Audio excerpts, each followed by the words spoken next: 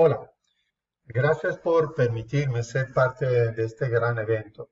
Gracias a Dr. Pascual Valdés y Dra. Roxana Is por su trato amable. Soy Dr. Vahid Nouri Kandani, soy fisiólogo internista, profesor adjunto en la Universidad Autónoma de Santo Domingo y coordinador regional de tesis y trabajo en Centro de Investigación Biomédica y Clínica del Hospital Cabral Ibáez Simbiocli en Santiago, República Dominicana. Antes de comenzar sobre mi ponencia, quiero demostrarles un video corto que nos ayudará a entender eh, la, la gravedad de pandemia en el mundo. ¿Qué ha sido eso? Harry, mira eso, mira. Tomás, ¿no es una avalancha? Sí, pero controlada. Mira cómo baja. Alucinante. ¿Estamos seguros? Claro, saben muy bien lo que hacen. Tranquila. No me parece muy controlada. Tranquilo. Quieto, quieto, quieto, Harry. Harry.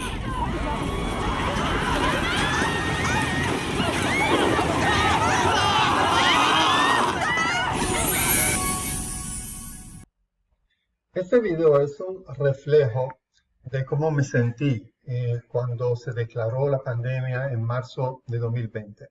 Reflejo de impotencia y miedo a lo desconocido. Se ve como cada quien intenta salvar su vida sin importar incluso el más apreciado que puede tener un ser humano, que es su familia. La pandemia ha dejado más de 5 millones de fallecimientos a nivel mundial. En República Dominicana esas cifras llegan a más de 4.000 personas hasta el momento. Antes de comenzar mencionando las reflexiones que les traigo a ustedes, quiero hablar sobre ética y moral. La ética es un conjunto de normas que un sujeto ha esclarecido y adoptado en su propia mentalidad. Pero la moral es un conjunto de normas que la sociedad se encarga de transmitir de generación en generación. Aunque son dos términos muy relacionados, pero en realidad la primera es la ética, es un concepto filosófico y científico, y la moral es puramente práctico.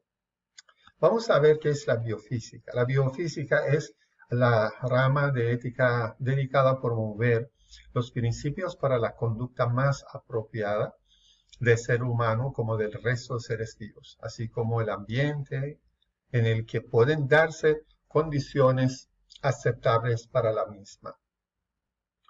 La bioética aborda los conflictos éticos que surgen en las ciencias biológicas, entre ellos la medicina, y en caso de cómo tratar en investigaciones donde participan los seres humanos y los animales, y también donde hayan manipulaciones de estructuras genéticas, etc. Esos dos científicos en 1979 por primera vez hablaron sobre 4 principios básicos de bioética. Beauchamp y Childress hablaron de 4 principios: autonomía, justicia, beneficencia y no maleficencia, que nacen inicialmente del juicio ponderado de la moral común y de la tradición médica. Vamos con primero. El primer concepto es la autonomía. La autonomía es la capacidad del paciente de servirse de su propio entendimiento en sentido positivo o sin la dirección del médico en sentido negativo. Hay varios aspectos que tenemos que mencionar en cuanto al límite de la autonomía. Primero, lo que vimos en cuarentena obligatoria en tiempo de pandemia, también aislamiento de los pacientes para delimitar las condiciones de transmisión del virus y notificaciones obligatorias facilitando la ubicación de foco de infección. Y en estos momentos en República Dominicana y en otros países se están discutiendo sobre la obligatoriedad de uso de vacuna. Yo siempre pongo ese ejemplo, que existe libre derecho a tránsito, pero si una persona no tiene licencia para conducir, tiene límites para ejercer su derecho. La vacuna tiene que ser, tenemos que tomar en cuenta ese mismo concepto. La justicia. Algo es justo cuando su existencia no interfiere con el orden al cual pertenece. El que cada cosa ocupa su lugar. Eso significa ser el justo. Este principio está relacionado con normas morales de dar a cada quien lo que necesita, donde se debe realizar una adecuada distribución de los recursos, proveer a cada paciente de un adecuado nivel de atención y disponer de los recursos indispensables para garantizar una apropiada atención de salud. Es como tratar igual a los iguales y desigual a los desiguales. Este principio produce angustia moral entre los médicos. El tercer principio que mencionamos es beneficencia. Es obligación de actuar en beneficio de otros, promoviendo sus legítimos intereses y suprimiendo prejuicios. El cuarto principio es de no maleficencia, siendo parte de la medicina clásica hipocrática. Significa abstenerse de realizar actos que pueden causar daño o perjudicar a otras personas. Vamos a mencionar algunas reflexiones relacionadas a bioética en tiempos de crisis sanitaria que estamos pasando.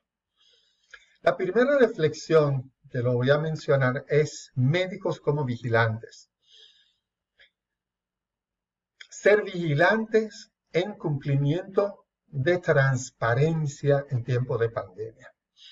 Transparencia es importante porque aumenta la confianza entre población hacia las autoridades y hacia nosotros como médicos. Tenemos que ser vigilantes sobre transparencia en cuanto a cifras que dan las autoridades sobre número de contagios, cifras de los fallecidos, también medidas coherentes que se toman por las autoridades. Son tres acciones que son parte de la función de las autoridades, pero los internistas en especial debemos jugar un papel de vigilantes en cumplimiento de transparencia por parte de las autoridades de salud pública en cada país donde vivimos y los políticos gobernantes. Esos gobernantes son ejemplos demostrando que no son confiables en batalla contra COVID y los próximos que van a llegar, demostrando la necesidad de crear un mecanismo donde quienes trazan pautas no sean los políticos, sino las organizaciones de salud sin bandería política. La segunda reflexión es deber moral versus deber laboral de los médicos.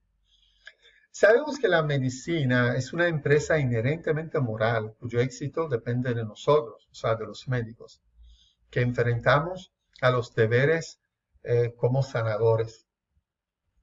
El deber de tratar está en el centro del debate moral y público, y eso fue un debate muy importante, que rodea la relación entre médico y paciente, especialmente en una crisis sanitaria.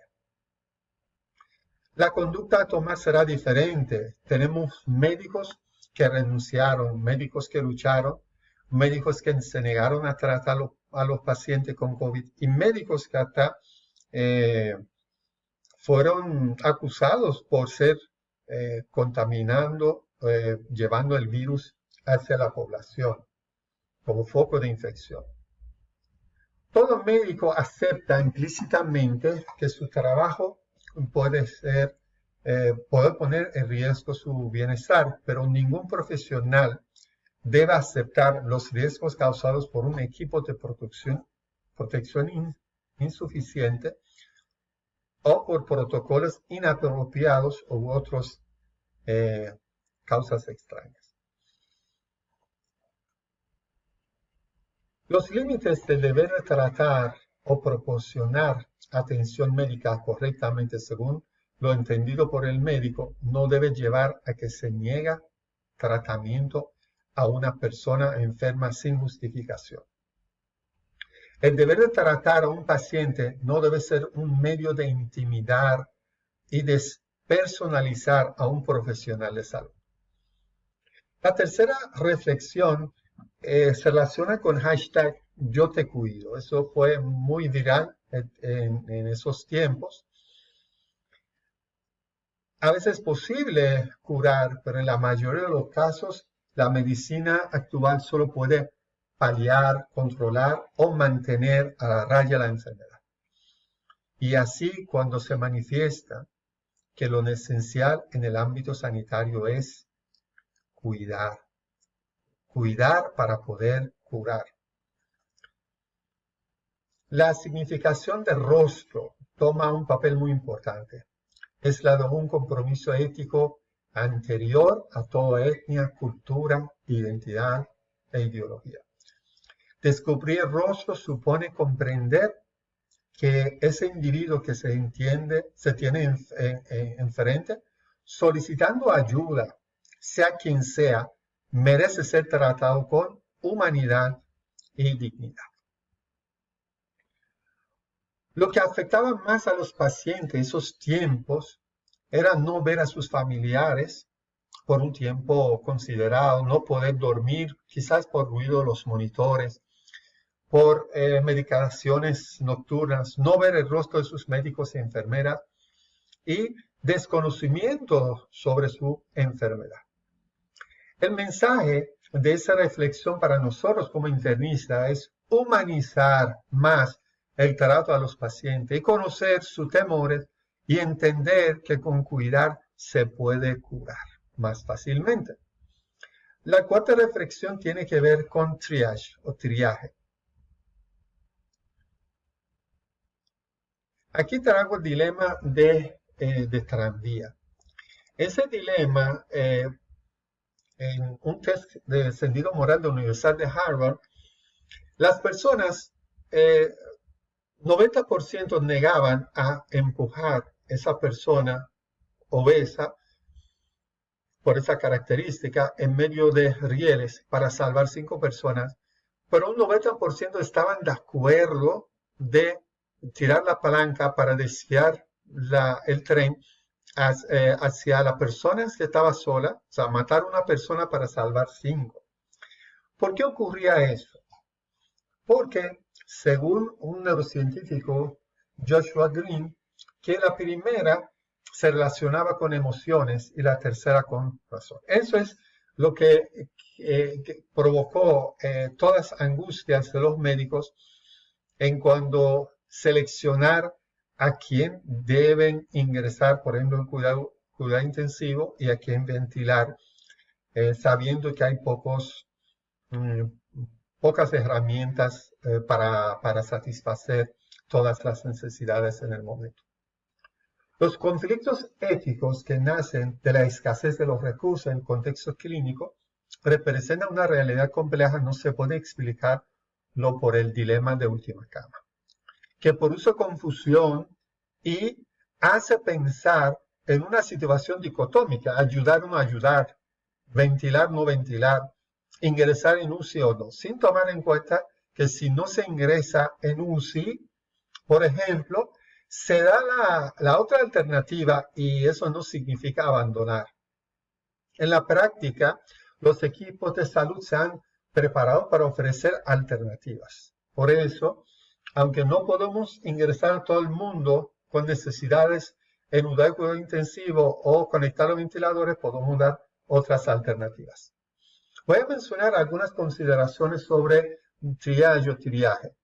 El objetivo será salvar máximas vidas posibles, con juicio clínico del médico, que es muy importante, y disminuir el tiempo promedio de uso de UCI. El médico internista ahí puede jugar un papel importante en el equipo para tomar decisiones más colegiadas e interdisciplinarias junto a bioeticistas.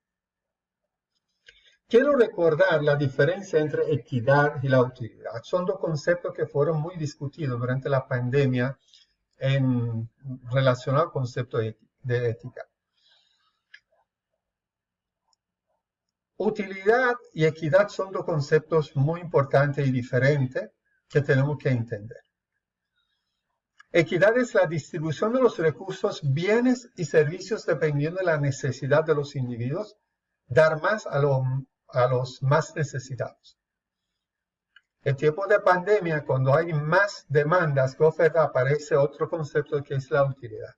¿Qué tan útil será esta persona para la sociedad? Hablamos maximizar socialmente de esa utilidad. ¿Qué tan beneficioso es para la sociedad en su conjunto?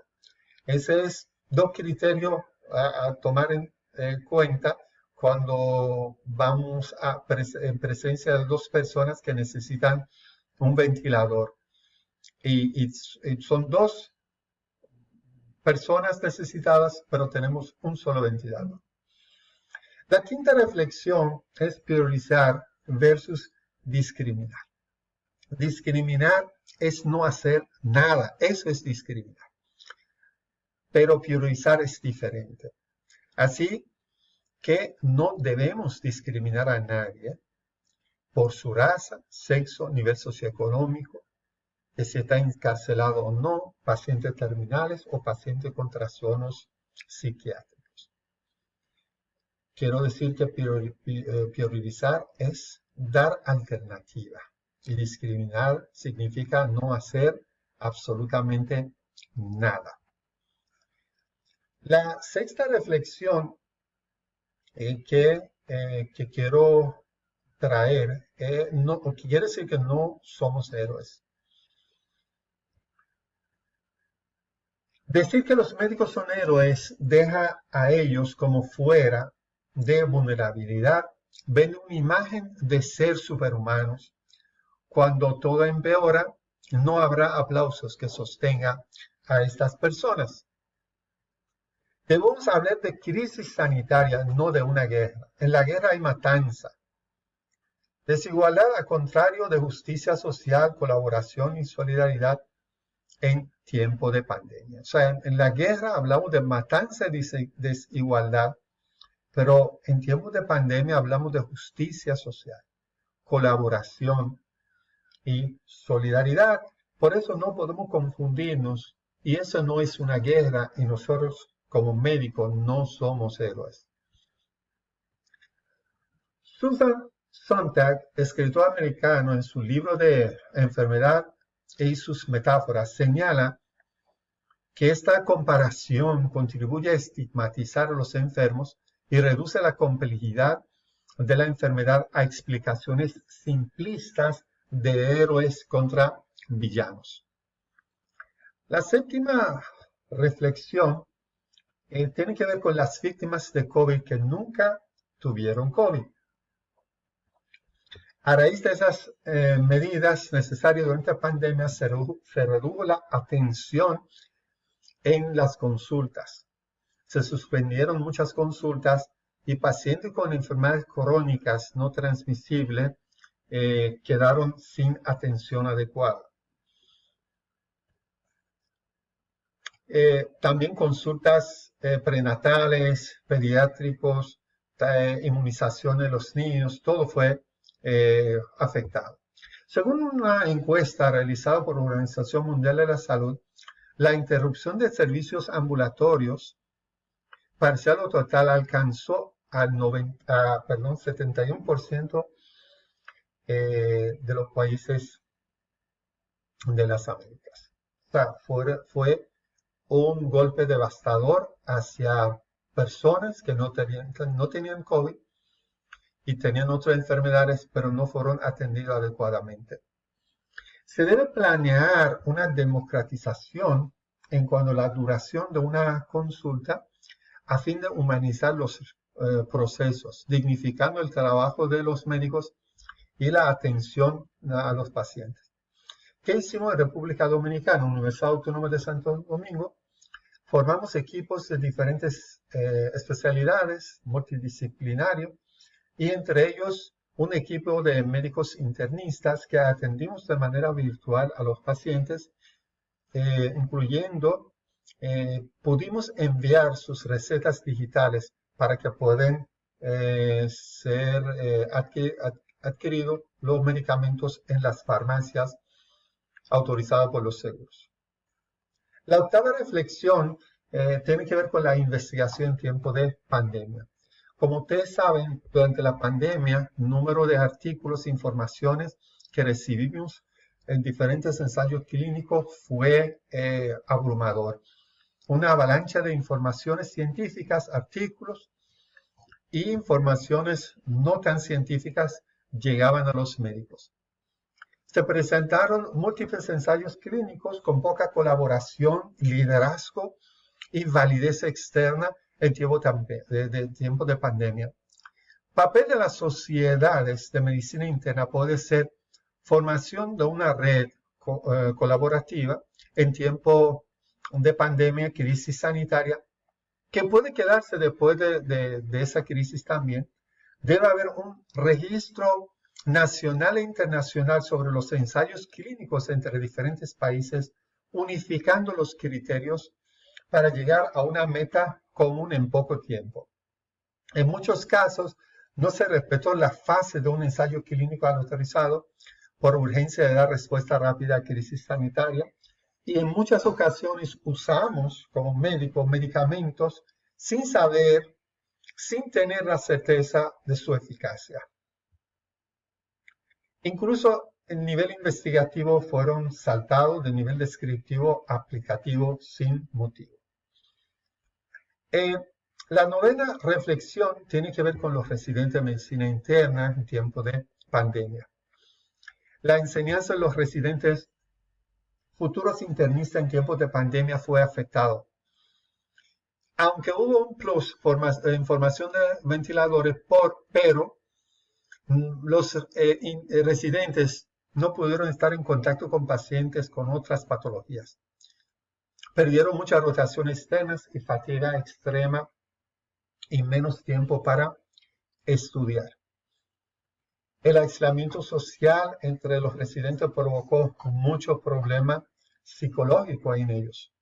Debemos proporcionar programas y talleres dirigidos a los residentes para poder cubrir las fallas en sus enseñanzas y recepción de apoyo de parte de la profesional de salud mental para ellos. Y mi mensaje final, voy a mencionar el Working Group on Political Issues in Internal Medicine Europe, define la disciplina de medicina interna de esta manera. Es la disciplina médica principal en el cuidado de los adultos con una varias enfermedades agudas y crónicas complejas que incluyen un cuidado multisistémico e integra a otras especialidades médicas. La medicina interna, su actividad está centrada en pacientes, dando una atención basada en principios éticos, científicos y holísticos. El médico internista tiene una visión de conjunto de pacientes capaz de orientar cualquier patología médica. Cuida a enfermos que fundamentalmente padecen procesos que afectan a más de un órgano o sistema. Es el especialista con mayor capacidad para conocer el ámbito del resto de las especialidades. Cuando todo empeora, quienes trabajan en salud deben tomar decisiones difíciles que les provocan sufrimiento ético. Por ello, necesitamos instituciones y autoridades que están a la altura de las difíciles circunstancias. Indica el doctor Benjamin Herrero, coordinador del Grupo de Trabajo de Bioética de SEMI, dice, debemos incorporar la bioética en la formación de los médicos.